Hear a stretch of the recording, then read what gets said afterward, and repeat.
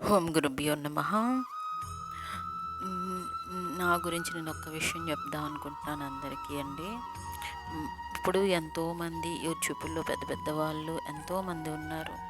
వాళ్ళందరూ అవధానులు, పెద్ద మంచి విష్ణు సహస్రాలు తెలిసిన వాళ్ళు ఎంతోమంది. తర్వాత ఒకళ్ళకి నచ్చిన వాళ్ళు ఉంటారు, ఒకళ్ళకి నచ్చలేని వాళ్ళు ఉంటారు. అంతే కదా! ప్రతి ఒక్కళ్ళకి ప్రతి వాళ్ళ మీద నచ్చాలని రూల్ లేదు కదా! అలాగే నేను చెప్పిన విషయాలు గూడా అందరికీ నచ్చాలని లేదు. చాలామంది విమర్శించుకున్న వాళ్ళు కూడా చూసిన వాళ్ళు విమర్శించుకుంటారు. ఎవరిష్టం వాళ్ళది.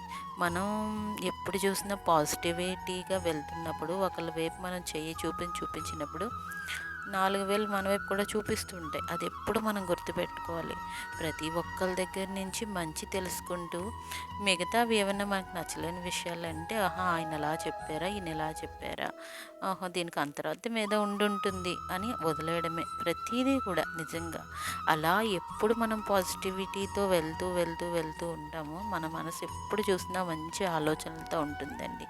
అది ఎందుకు ఈ విషయం చెప్పామంటే, ఎన్నో మోటివేషన్ వీడియోస్ చెప్పినప్పుడు మనకి కూడా ఒక ప్రశ్న వస్తుంది. అంతే కదా!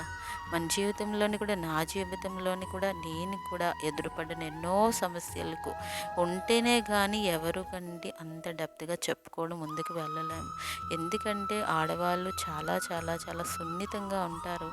దానివల్ల మగవాళ్ళు కూడా చాలామంది ఉంటారండి, లేకుండా ఉండరు. అందరి జీవితాలు ఒకేలాగా ఉండవు కదా! ప్రతి ఒక్కరి జీవితాలు ఎవరి సమస్యని వాళ్ళే పరిష్కరించుకోవాలి అన్నప్పుడు భగవంతుడు భగవద్గీతలో అదే చెప్తున్నాడు కదా! మీ సమస్యను మీరే పరిష్కరించుకోండి అని. కర్మ సిద్ధాంతం 1-6 అదే చెప్తుంది. సాధనా రీతి అంతాను చెప్పినప్పుడు ఏమవుతుంది, ఎవరికి వాళ్ళు ఎవరి జీవితాల గురించి ఆలోచించినప్పుడు మన ఎదుటి వాళ్ళ గురించి ఆలోచించే స్థితి కూడా మనకు ఉండదు. ఎందుకు అంటే, ఎదుటి వాళ్ళ విషయంలో మనకు నీ స్వధర్మం నువ్వు పాటించు అని భగవంతుడు పదే పదే మనం చెప్తున్నాడు.